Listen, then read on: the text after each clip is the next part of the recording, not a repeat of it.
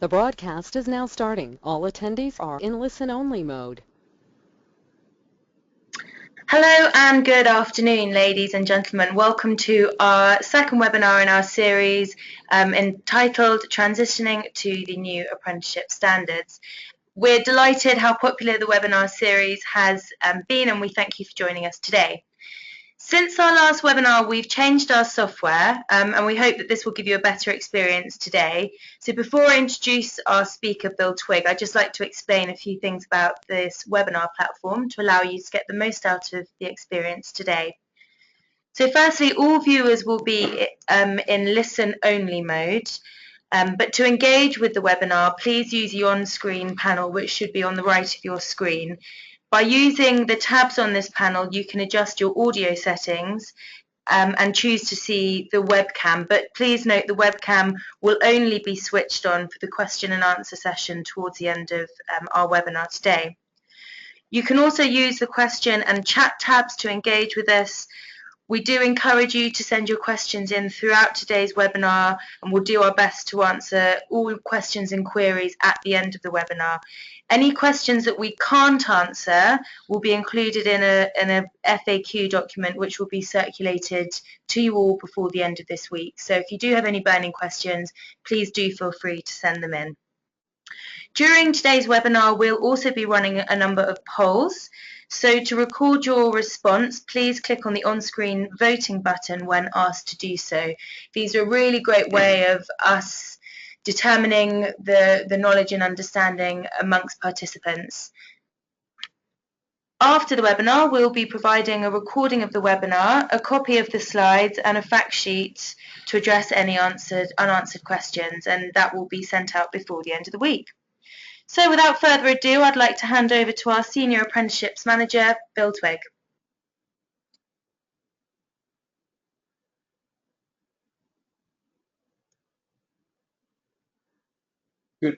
Good afternoon, ladies and gentlemen. And before we get into the full agenda for today, I thought it'd be worth a few moments just to reflect on what we achieved at our last webinar and the areas that we focused on. We did a considerable amount of work on sharing the latest information on new standards and endpoint assessment, and how the range of diversity which we'll be exposed to in delivering these new apprenticeships. We also did a significant amount of work on the independent end assessment, where we was looking at the various models of independent assessment and how the responsibility of making sure that the apprentice is fit for purpose for end assessment, and the importance not only to your business but to the learner, the apprentice himself. We also skated across the levy, which will be a further webinar in the future, but we put down some of the basics you need to know about the levy and about the introduction of the voucher that will be used to be able to generate income to run the apprenticeships. And also we did a range of questions on the poll. Just to recap on the poll, it was very interesting to find out that 46% of you said you were concerned primarily about employer engagement. This is not surprising, as far as one of the most biggest changes in this policy is that where traditionally the SFA would have given you a funding profile to go out and to sell apprenticeships into companies, you now have to get employers to lodge their voucher with you as their supplier for apprenticeships. We see that as one of the major challenges of this reforms program. 41% of you said you were concerned about contract systems and processes. We anticipate that this will probably be one of the largest risk areas for you as a business, particularly the contractual relationship between you as a provider and the employer. We also were concerned about issues where if we have to have a end assessment that's been carried out and it hasn't been successful, where costs would lay with the reassessment of that particular candidate. So before we move on to the agenda for today, I'd just like to hand back to Belinda, who wished to carry out 2 consecutive polls. Thank you very much, Bill. So, ladies and gentlemen, our first question for today, please let us know what best describes your job role. The answers being tutor, assessor, head of department, vice principal or principal, business development manager, or other.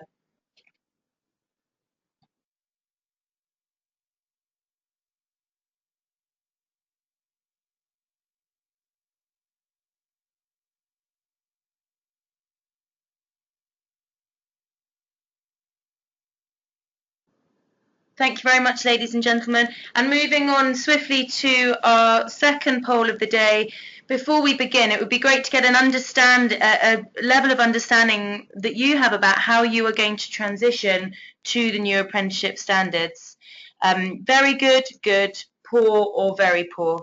That is, how would you describe your understanding about how to transition to the new apprenticeship standards?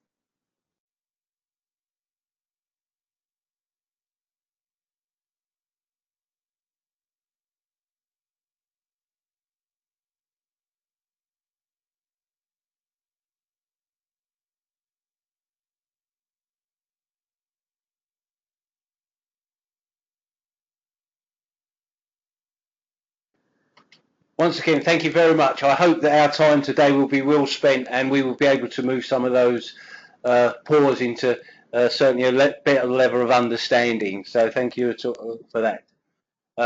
Moving on to the agenda for today, I would just like to give you some pedigree of why we selected this particular agenda. We've been now working in excess of 200 apprenticeship standards, either in development or currently available or ready for delivery. And we've also been working with a significant number of centres who are early showers in delivering these apprenticeships as part of their new business proposition. What we've tried to do today is to capture 8 steps that we consistently find that's being adopted by your peer group in making that transition.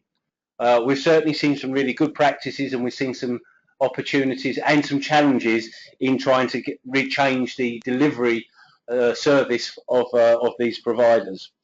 So the 8 steps that we will go through, we'll be going through them one at a time, and then once we got through the 8 steps, eventually we will then be opening up to capture and respond to as many of your questions and answers that we can provide in the time available for us today.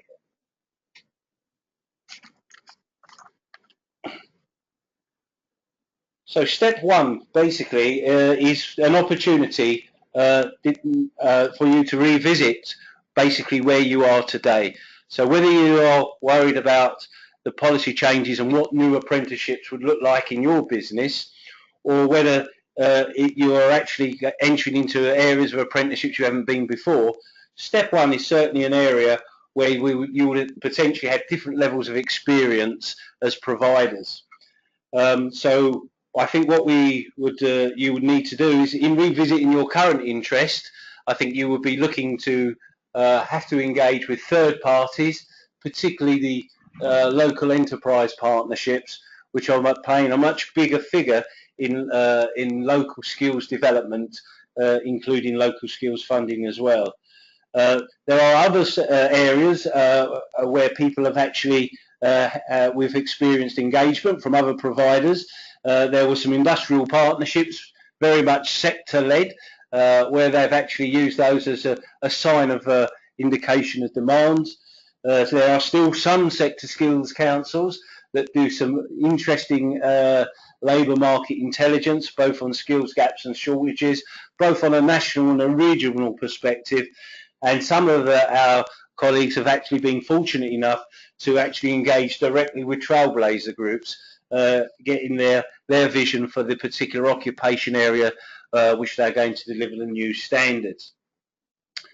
So what we need to identify is clearly to know that if what you are currently covering, is there an opportunity to grow or sustain your actual engagement with the marketplace, and also what type of delivery model that you can envisage going forward to try and develop a proposition which you will be taking to employers and marketing yourself as a business to capture their vouchers. What we'd like to do is, before we move on to the next slide, is just to take a poll on this area. Over to you, Belinda. Thank you, Bill. So with regards to the new apprenticeship standards, do you have relationships with any of the following? And please tick all that apply.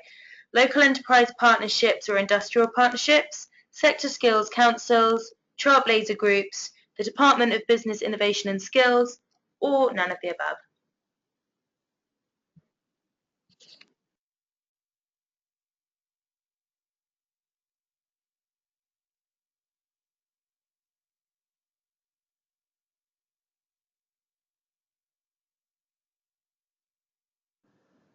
Thank you very much for that poll in your response. I think that's I feel quite encouraged to see that there's a significant amount of Trailblazer engagement, and the more traditional routes seem to be looking to be well utilised as far as the learning enterprise councils and the industrial partnerships. So moving forward to the next to this slide. What we'd like to do now is look at step 2, which is basically, we think that what is probably underrated and underachieved currently in the marketplace by providers is early engagement with the customer or the local employer. I think that before you start to get serious about significant investments of your time and resource, it's an opportunity to get feedback from what you anticipate the new requirements or existing enhanced requirements of apprenticeships that you deliver to your customer base. And what I often say to everyone is all feedback is good feedback, because that feedback would potentially help you to get it more right first time in the development of the proposition and programs which you would wish to deliver in the future. We'd like to take another poll. Over to you, Belinda. Thank you, Bill. Ladies and gentlemen, what are your biggest challenges associated with engaging employers to generate business?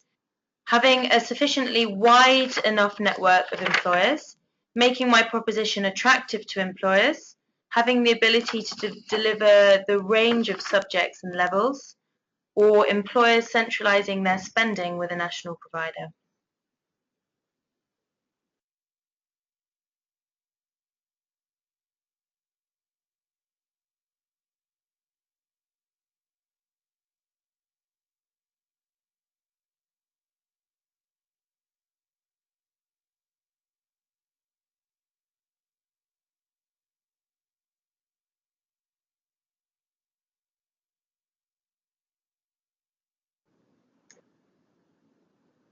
Thank you once again for that poll. As you can see, with the choices of the second and the fourth are predominantly largest feedback you're given. So thank you for that. As we move into the next slide, I think that basically your business plan can fall into the 3 categories that we see here. You may be wishing to defend your business and revenue where you currently are as a business. You may be wishing to grow your business in the apprenticeship market, or you may see that you do not wish to enter and engage at such a level and reduce your delivery options and possibly what you would see as potential risk to find for better business opportunities elsewhere. I think this is a key element where we need to be able to make a decision at the senior levels of the business to start to, if you like, set the cast for what the future is to come.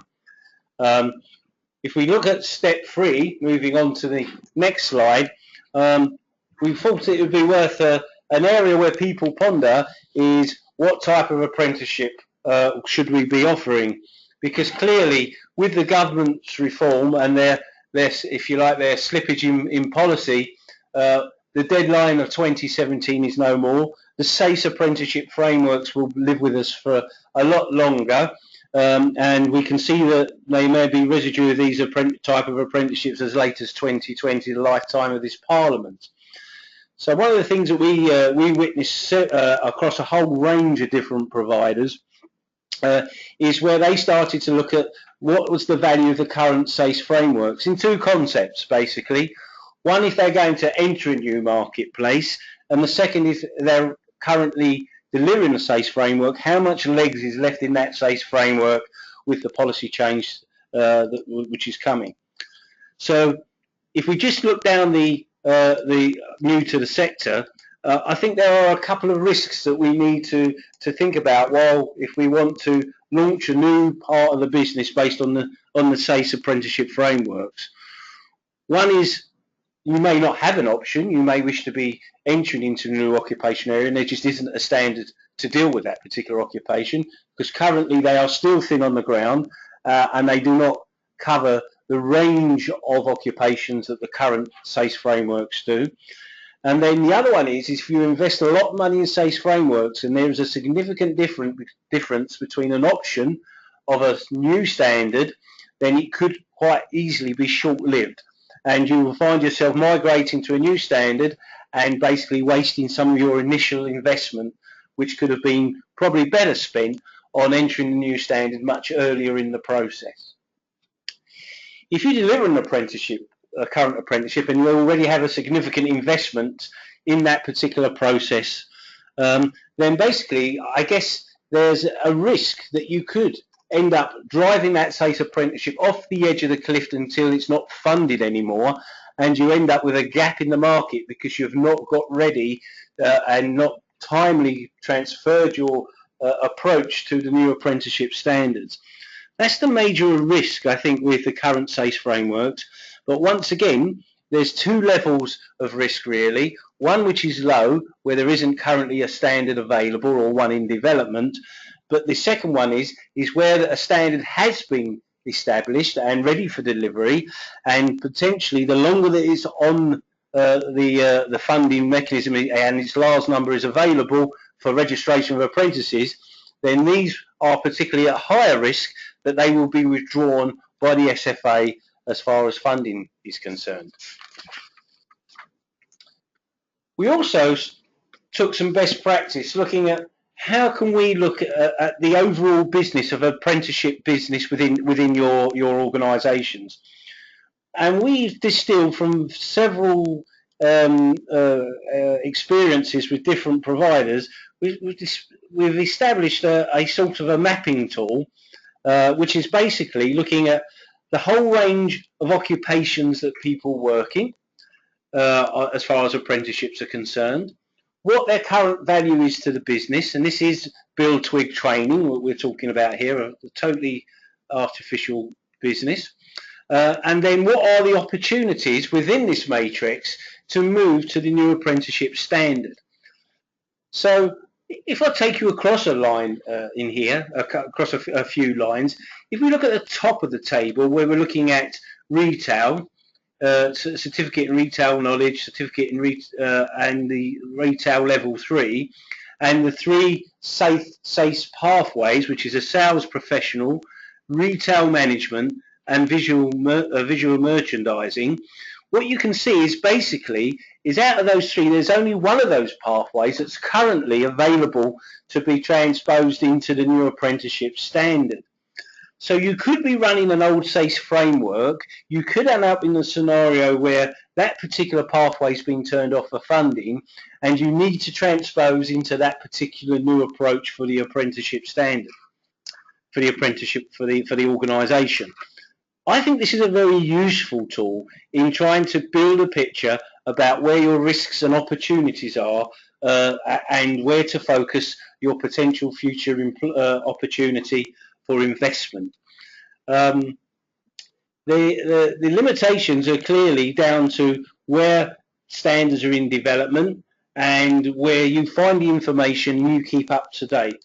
But I would see this as a table that is literally updated on a monthly basis and would be part of your business management decision-making process to be able to look about opportunities and threats to your current apprenticeship business.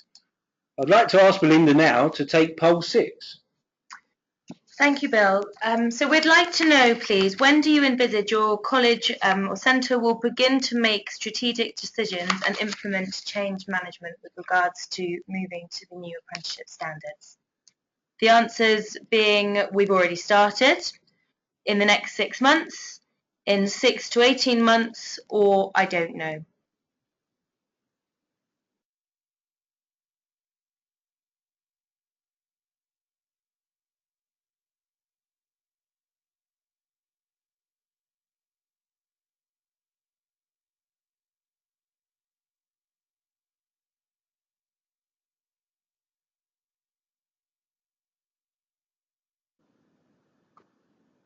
Once again, obviously, you as businesses are showing an awareness, and it seems to me that quite a lot of you are on the verge of making this journey, with over half of you actually looking to engage in some way into the new apprenticeship standards.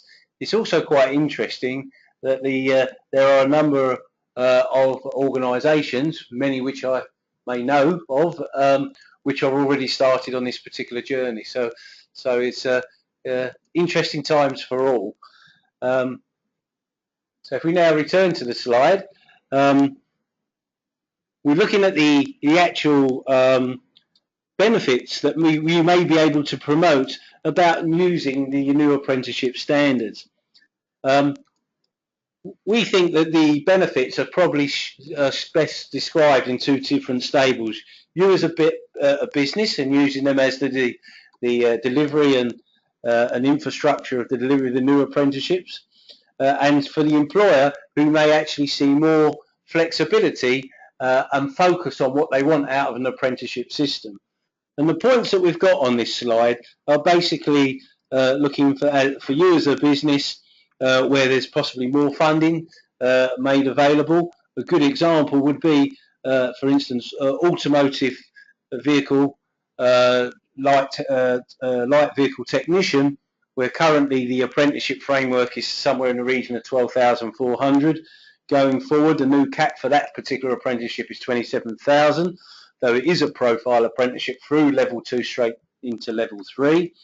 There's an example of what funding, what more can be done for the customer to deliver a higher quality apprenticeship, and an opportunity to really work particularly with small businesses in providing the type of apprenticeships that directly add value to their business, rather than delivering against a desired qualification or an output of a SASE particular framework, where in recent history there has been quite a lot of feedback from employers that there's been a mismatch between their requirement and what can be done within the apprenticeship. So that's a particularly interesting thought for us to take forward.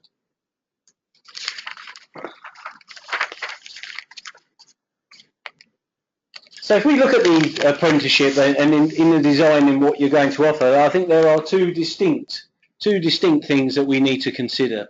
One is what you're on program, and this is basically taking your apprentice from zero to hero to the gateway before we consider putting them into end assessment. Qualifications can take a role in apprenticeships, even though some apprenticeships, such as automotive, light vehicle technician, don't require them going forward. However, if the employer and you as a provider agree that they still have value and the qualification is aligned to the output of the standard, they can still be used as part of the on-program delivery of that particular apprenticeship. There is also an opportunity for you as a provider to really step out and to deliver a program fit for purpose for the market in which you operate, for the employer. Where there are no qualifications, you have quite a freewheeling opportunity to design that unique apprenticeship that delivers against the new apprenticeship standard, but also adds enormous value to the employer and their business. To further enhance that opportunity, you may also wish to have it accredited by a third party, such as City and Guilds.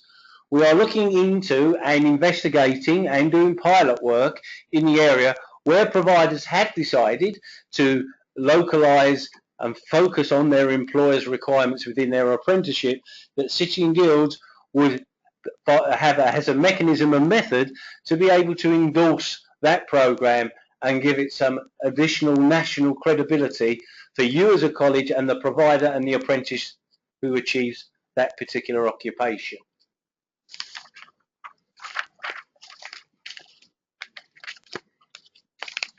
What we've talked about could lead to quite a lot of diversity, which you would have to manage. And this slide in particular tries to emphasise a potential Bill Twigg training again range of activities that I would have to manage in apprenticeship development, apprenticeship programs. The old SASE framework, which was a much more one-fit-all solution, is clearly being disregarded in the new approach. Looking from the diversity from an actuarial to property maintenance level 2, you can see that the requirements on programme and for end assessment and the gateway that you sign them off against are all quite unique.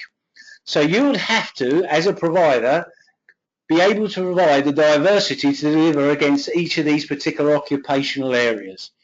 So if we look at something like actuarial, where you would basically design and develop a logbook, there is an institute exam to be able to be produced, and there will be some recording, some real-time work that will help with the end assessment during the on-programme element.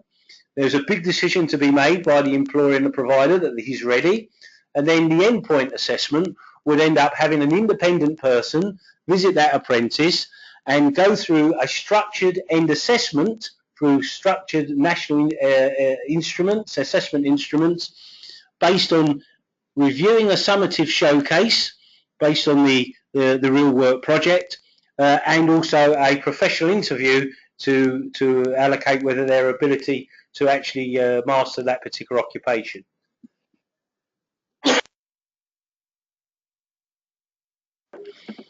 If we now look at the other end of the spectrum of property maintenance, you can see that there's quite a lot of logbook entry and actual assignment work to be able to develop the apprentice on a range of skills around the maintenance of properties. If we go to the end assessment, what we have there is we have an actual sheltered environment, potentially, or an employer's environment where we can find the opportunity to do this, to actually run through a scenario of tests. So this is like an assessment centre where they can demonstrate the skills and also have a synoptic interview to be able to test some of their underpinning knowledge in relationship to those skills. So you can see that what we have here is potentially a much broader spectrum of activity within the apprenticeship business model. I hand over to Belinda for poll 7.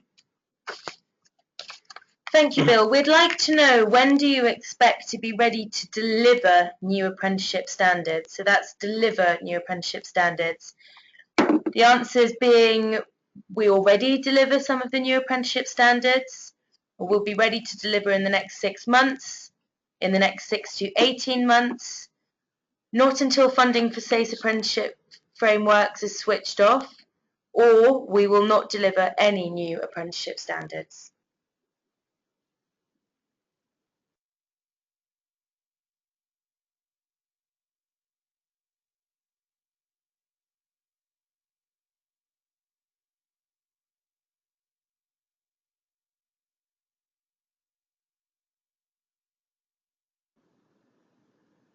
Thank you very much for that poll. I think that it's very interesting that we talk about 6 to 18 months transitioning into the new apprenticeship standards.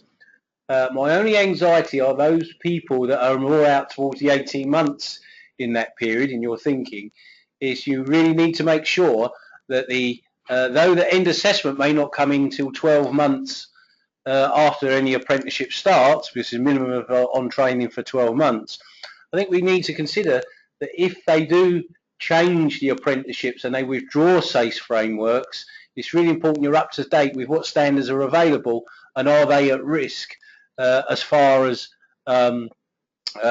being switched off as far as funding is concerned, and apprenticeships only being focused against the new standards. So an interesting result on that part. Going back to the slides now, what we also need, you need to consider is basically your engagement with an end assessment organisation. Now, end assessment organisations are a unique register where basically many bodies can apply to be an end assessment organisation through the Bravo system run by the SFA. You have to clearly deliver your capability as far as being a quality assurance type body with sort of the ability in skills development and assessment. You would also need to be able to generate the types of assessment instruments that you can apply not just locally but nationally, and also be able to provide the type of moderation and quality assurance requirements to run that type of system. Clearly that falls easier to some of us than others, and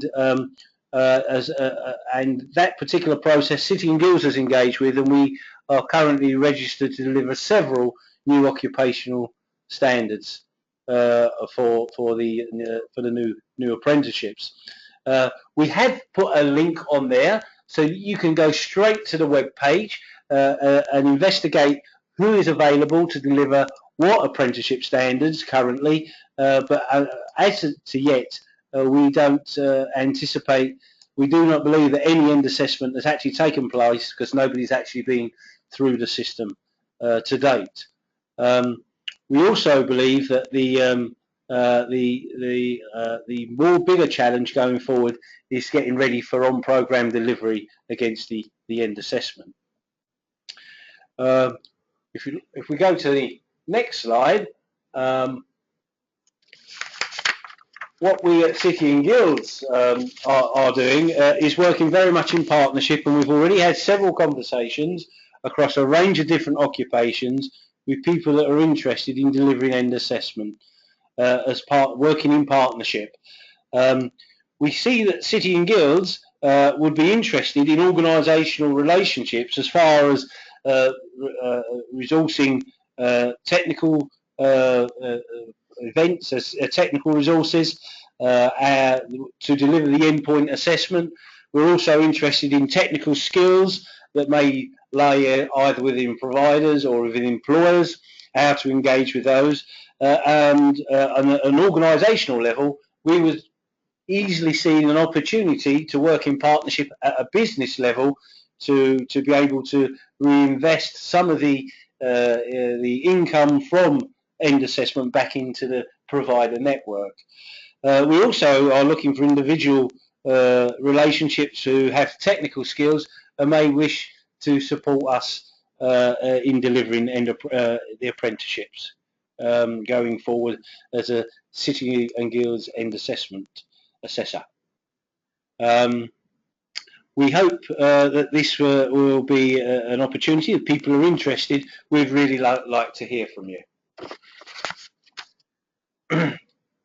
So we've got to a point now in the process, and we're at step 6A, where we need to evaluate our current capability and capacity Bill Twigg training. So what we have distilled from what we've witnessed in many good instances is we've looked at basically a simple process that will allow you to look at your current capability and capacity,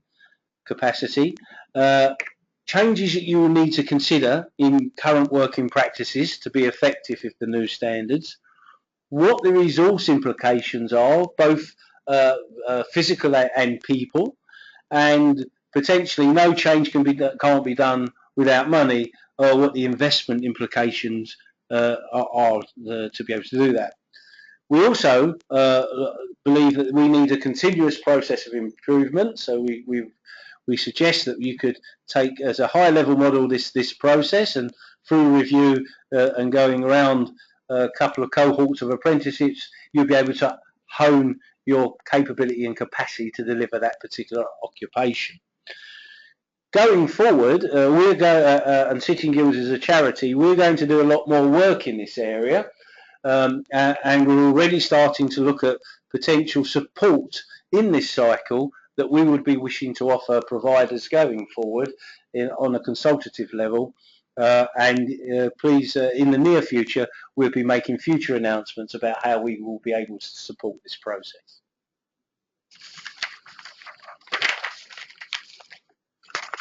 Another key element, which has probably become more important, but never, I guess, underestimated by any of us, is the issue about marketing. Because the whole dynamics of this has changed, which we mentioned earlier on in this presentation, where instead of having a fund that you can go and give to employers to do apprenticeships, you have to now go and collect as many employers with their vouchers to actually provide the funding to drive these apprenticeships. Marketing must be a real key area to focus on, because it's probably got to change to what you do now to what you need to do in the future. What we would say is that there are 4 real key elements. Is that you really need to know your customer and understand your value proposition. Some of the elements within that would be understanding what is it that causes them problems and how can you alleviate those problems in apprenticeships. That is where the heart of a value proposition lies. What makes you different from your competitors, whether it's a broader service or better value for money, could be an instance. And is there anything in particular that you do, the way you do it, that gives you unique selling points? The other part is how you will engage with the customer and the channels for communication. Because we believe you approach the customer in the right way, you have a higher success rate than doing it in an appropriate way. Belinda, perhaps we can now take poll 8. Thank you, Bill. What do you see the biggest challenge being associated with developing and delivering a change programme? It might be proactive business development and employer engagement, changing processes and job roles internally, the investment required, change in work practices, or developing a marketing strategy.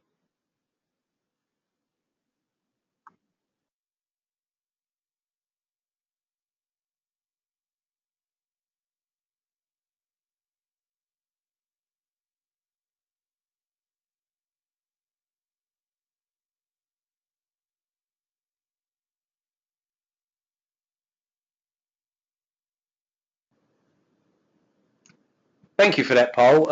It's quite interesting, but clearly the 2 most important ones, the first and second on the agenda there, the list there, Sitting Guilds probably sees itself as playing a more interactive role in helping centres do the right thing in the right place, and also engaging with employers.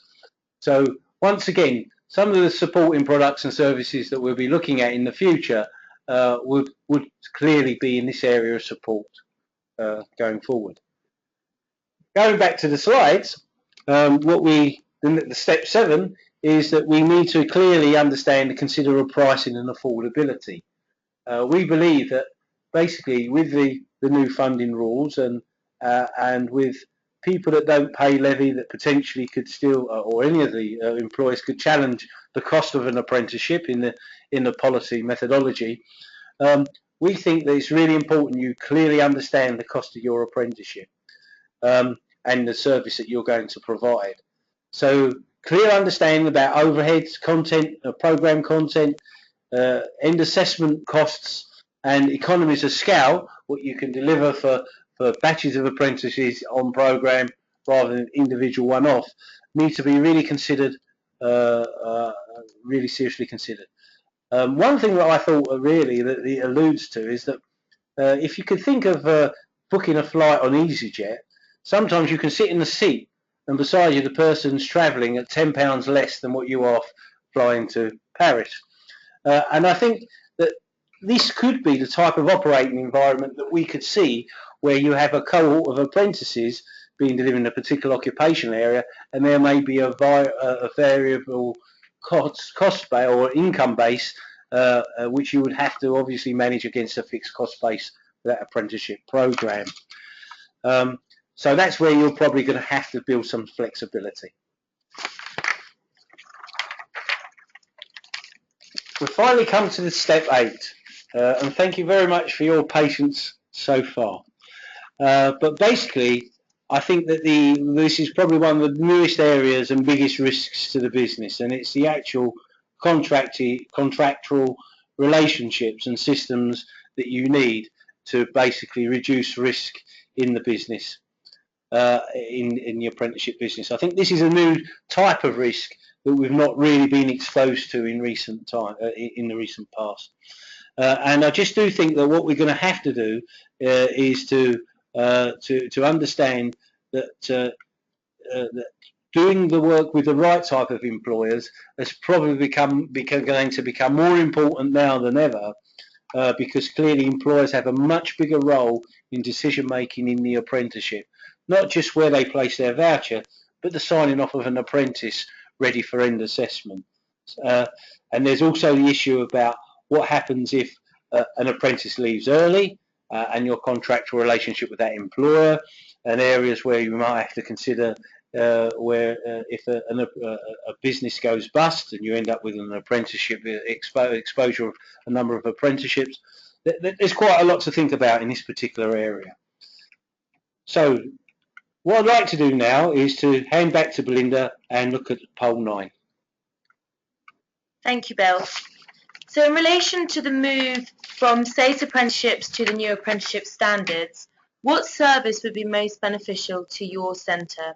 It might be support and guidance in defining the reforms, helping centres to engage with employers, networking opportunities with employers, support in developing an offer for employers, or consultancy in developing an internal change programme.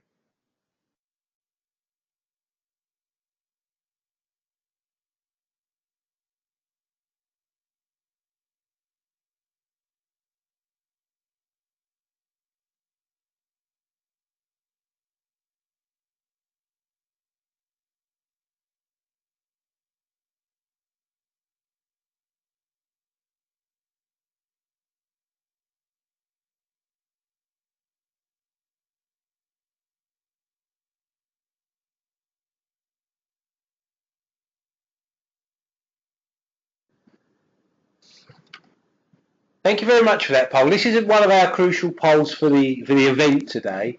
We're pleased to say that the 2 areas in which you've clearly highlighted the importance of support around guidance defining the reforms and developing an offer for employers, these are 2 areas in which we are already investing some significant resource in trying to provide supporting materials, processes and possible consultancy going forward. So thank you very much for that. What we'd like to do now basically is we've got through the 8 steps, so what we'd like to do now is probably move on to questions. So what we'd like to do is hand it over to Belinda, who's going to chair the questions from this end, and we'll answer as many as we possibly can in the time left for us. And if we don't know the answers, we'll be honest, but we'll find out. And if we don't get to everyone's, we will be publishing the answers to the outstanding questions.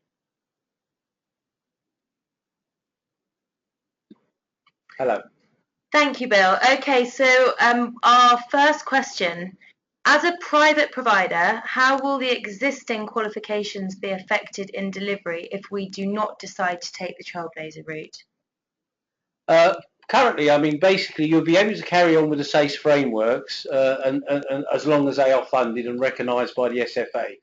So there's 2 lots, basically. You'll have potentially a number of apprentices that are running out on the SASE framework, so you'll continue to do business as usual for those. You will be able to sign up new apprentices on the SASE framework if they are still fundable and recognised by the SFA.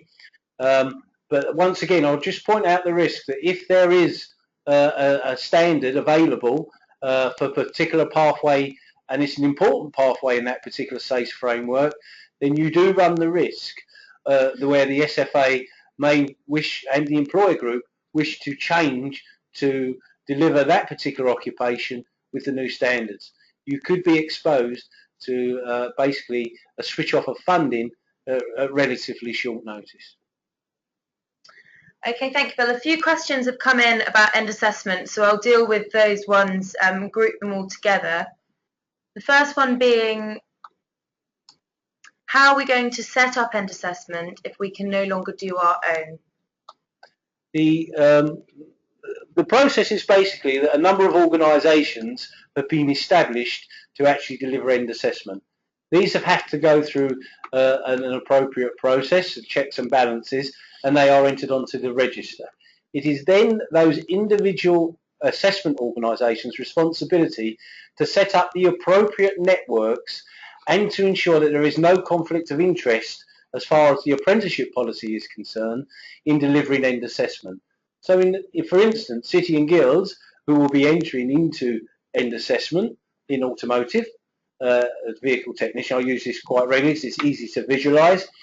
We will be looking for a number of partners to use their resources and to bring in independent assessors to run a 2-day assessment centre. So you can see that what we are charged with as an end assessment organisation is to create that network across the country to deliver the right assessment at the right place at the right time. Thank you, Bill. So is it through City and Guilds that we get our end assessors? The end assessors will be registered with the end assessment organisation, in this instance City and Guilds, and we will be pulling from a rich source of employers and providers who wish to work with us to be able to provide that independent end assessment resource.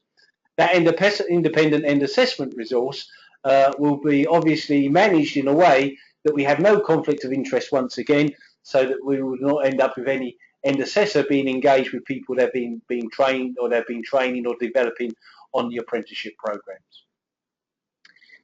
And how do we get to be a partner with City and Guilds for end assessment?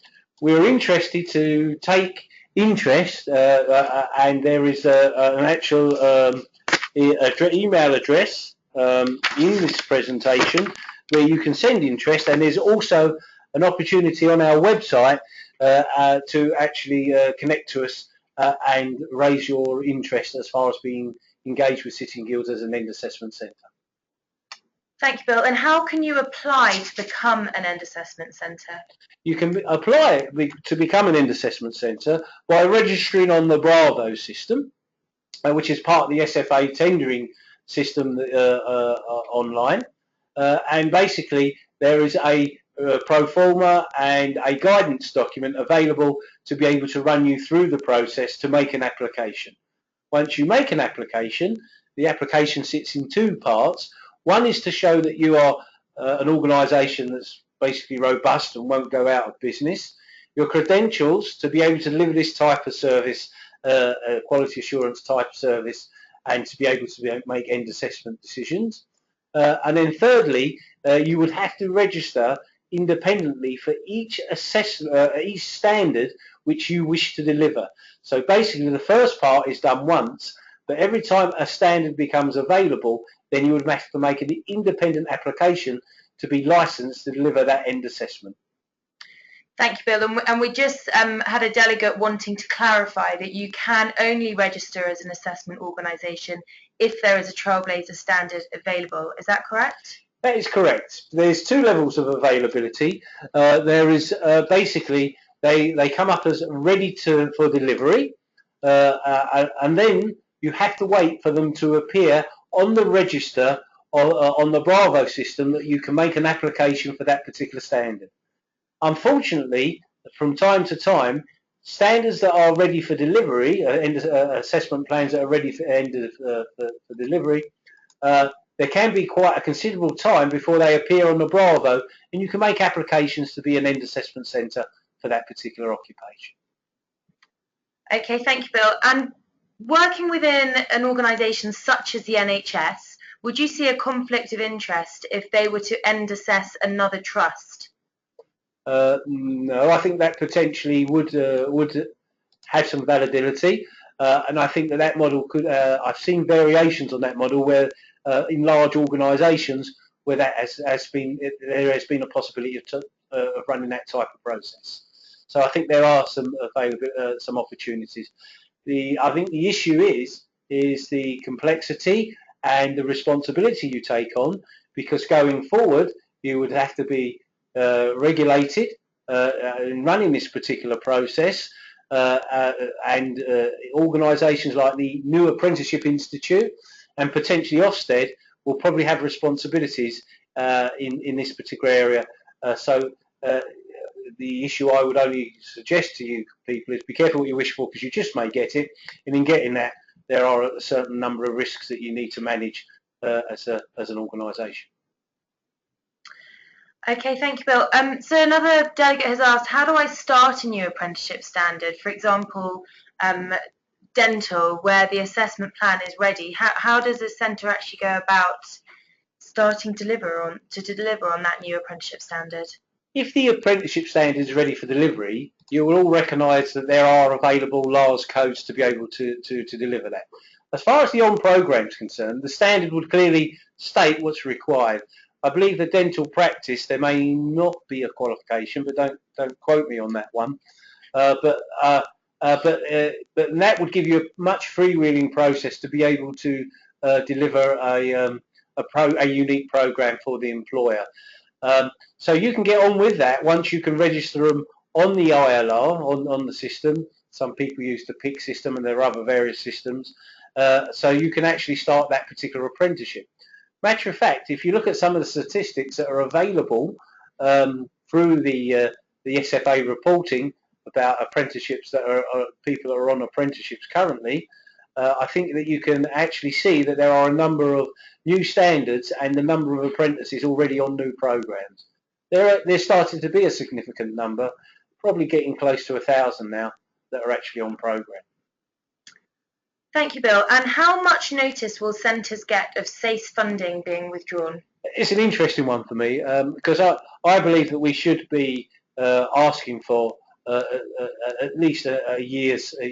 Sitting Guild's position is 6 months to a year, more closer to a year. We think that there should be some sort of dual running of standards to allow people to migrate successfully.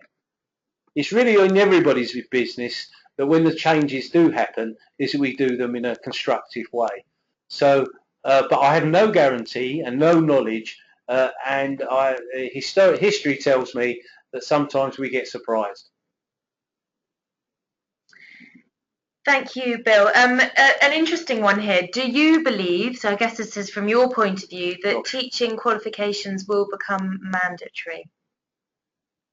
In apprenticeships, teaching qualifications is not necessarily mandatory now in the new apprenticeship standards. The guidance for Trailblazers clearly states that apprenticeships do not need qualifications, and already key occupations with many thousand registrations per year, like automotive, are some of the first standards that a qualification isn't required any longer, so that you have a freedom of delivery of how you get there. The actual occupation sign-off is based on, if you like, a trade test, a capability test at the end, that you can demonstrate all the skills and knowledge to be successful in that particular occupation. Thank you, Bill. Another one about end assessment and talking about costs here. What percentage of the cost do you think will be given towards end assessment? And if there are more than 2 failings, would that cost be increased? The end assessment, basically, there is no, in providing the information to sign off an assessment plan, the SFA, the government, collect information about the cost of delivery and the cost of end assessment. To date, the information that we have collected over quite a few of these end assessment, on average, is about 15% of the funding cap is probably allocated to end assessment. So for automotive, for instance, I'll keep using that one because this is one that's well trodden. The £27,000 cap on that, the end assessment is potentially £2,700 per learner on that particular one. Obviously, there are economies of scale to consider in that particular assessment. But remember, that's a big tall order, that particular end assessment. It's a professional resource made available for 2 days with professional assessors providing an assessment framework to take them through a number of activities to demonstrate their capability in that occupation. Others are much more simpler and are based on potential face-to-face interviews and a review of their work, particularly in the last period of their apprenticeship. Thank you, Bill. Time, I think, probably for one or two more questions.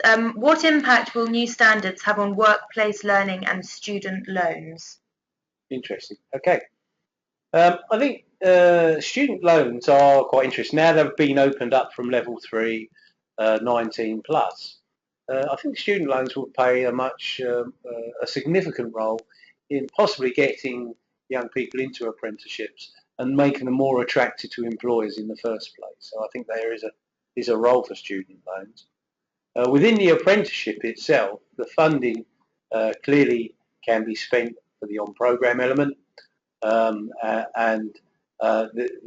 what we could anticipate from that is that the money that's been spent on programmes, and there could be a tie in what qualifications required for an assessment standard, and somebody who's spent on a full-time programme at college, equivalent to the underpinning knowledge element, we used to call it technical certs, they could actually add value to the apprentice in making him accelerate through his programme and making it basically a potentially cheaper apprenticeship to deliver, because that part of the element has been successfully completed.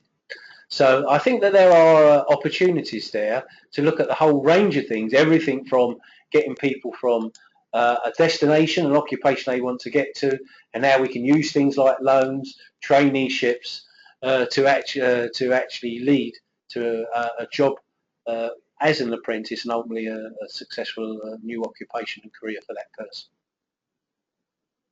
Thank you, Bill. And one last question.